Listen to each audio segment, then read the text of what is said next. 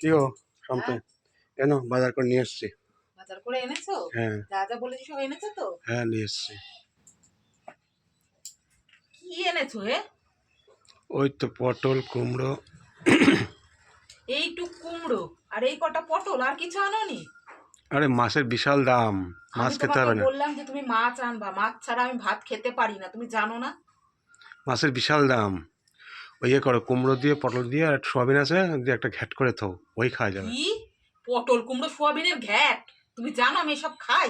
হ্যাঁ, আরে খাও না, গরমের দিনে মাছ ফাছ খেতে হবে না। তুমি এই পটল কুমড়োর ঘ্যাট খাও, আমি রান্না বান্না কিছু করতে না। কাটো কাটো কেটে করো, আমি এসব করতে পারবো না। কেন রান্না করবো না? না, আমি পারবো না। ঠিক আছে, তুমি খাবো না, খাও, রান্না করো, আমরা খাবো।